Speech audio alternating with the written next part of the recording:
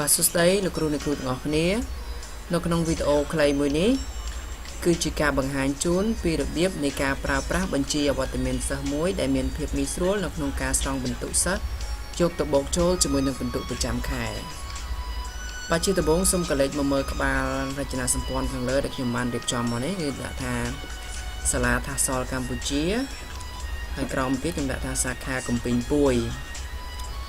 សូមបញ្ជាក់ផងដែរថាកន្លែងសាខាកំពីងពួយនេះគឺយើងអាចដូរបានទៅតាមសាខារបស់យើងរៀងៗខ្លួន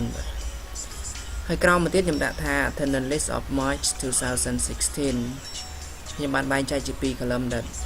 មានភាពងាយស្រួលសម្រាប់លោកគ្រូអ្នកគ្រូក្នុងការកែទៅតាមខែនីមួយៗក្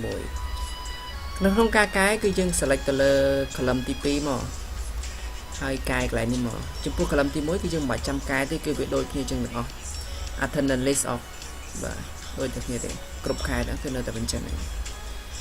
បាទចំពោះក្បាល column ខាងលើគឺយើងមានតែប៉ុណ្្នឹងឯងមកសុំកលេចមកក្រោមទៀតគឺយើងដាក់ក្បាលតារាងម្ដងយើងមានដាក់ថាខ្មែរ name English name sex ហើយនិង phone number មកកន្លែងនេះគឺជាថ្ងៃទីចាប់ពីថ្ងៃទី1រហូតដល់ថ្ងៃទី31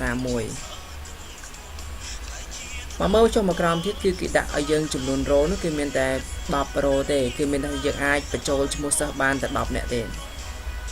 ប៉ុន្តែឧទាហរណ៍ជាក់ស្ដែងសិស្សរបស់ខ្ញុំកន្លែងនេះគឺវាលើសពី10វាមានរហូតដល់16នាក់អ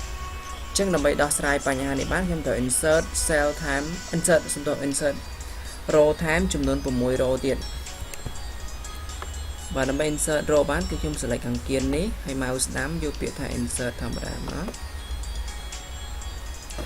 បាទបន្ទាប់មកយើងឃើញថាចំនួន row ដែលយើង insert ថ្មីនេះគឺវាអត់មានលេខរៀងទេអញ្ចឹងយើងត្រូវ select លេខរៀង2ខាងលើមកហើយអូសវាចុះមកក្រោមឲ្យគ្រប់ row ទាំងអស់ជាងគ្រប់16ហើយបន្ទាប់ពី insert row គ្រប់16ហើយយើងចូលទៅក្នុង sheet មួយទៀតគឺកន្លែង quiz ហើយ insert វាឲ្យគ្រប់16ចឹងដែរមកបាទនេះយើង select ខាងគៀននេះចឹងមកថែម6ទៀតមកព្រោះវាមានតែ10ស្មើគ្នាវាពី insert ធម្មតាតបមកអូសលេខរៀងដូចគ្នាអញ្ចឹងឲ្យគ្រប់16ដូចគ្នាចូលទៅមួយទៀត homework ម្ដងបាទ insert ថែម6ទៀតចឹង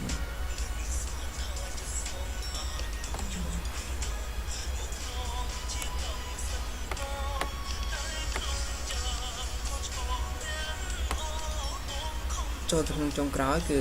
monthly result បាទ insert ថែម6រ៉ូទៀតមក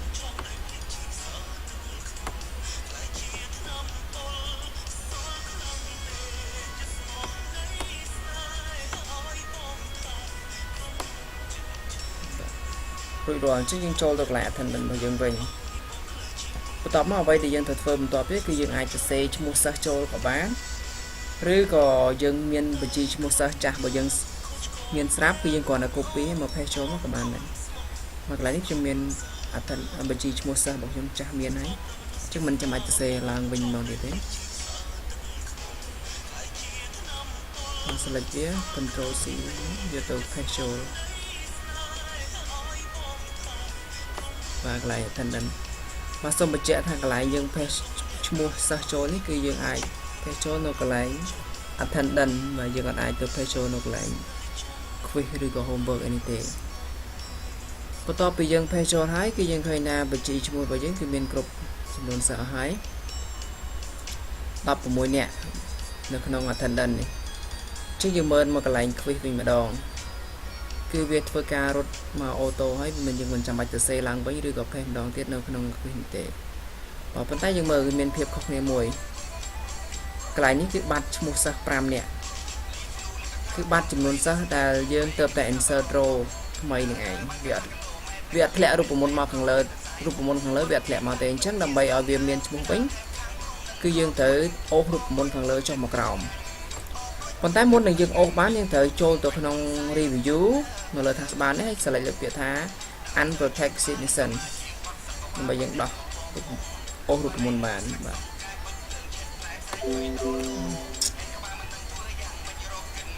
បាទ select លើវាមកអូសចុះមកក្រោម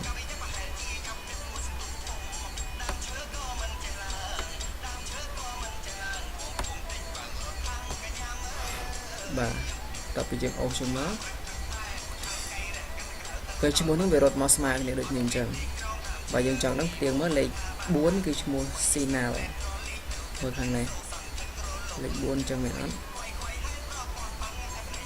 xin nào được nhỉ lấy pram cái này san sao ra một cái này nó xong tôi lấy phần pearl san sao ra nó lấy 7 san sao ra này bà cái này ní cái dân thưa cả ô được nhìn cho màแต่มันออกบ้านยังโจตกของรีวิวโยเปียท้า unprotected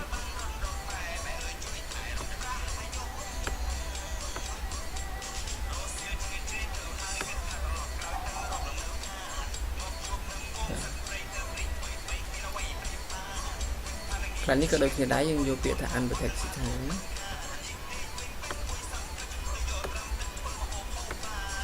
ห้โอ้ชมมา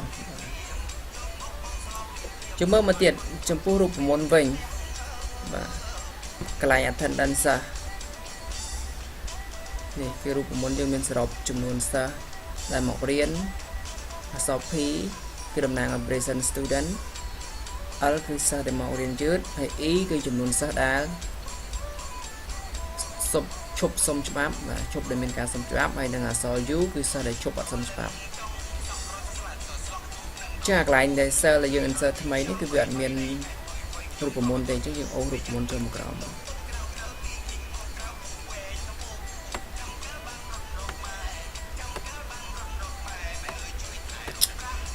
ôi mà vậy đó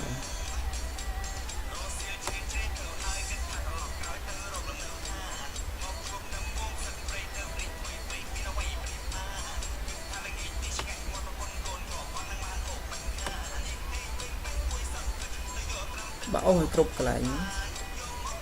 cục môn nó còn trong màu vốn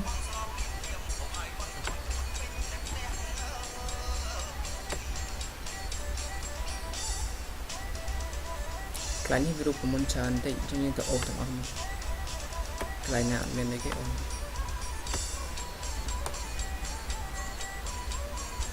ba cái bên tập bản anh sầm rạp cả insert mua được thành đần mà hiểu ở con chan sầm rạp cả chỉ dìm trong đăng ký các bạn chỉ mua vậy xin mời cùng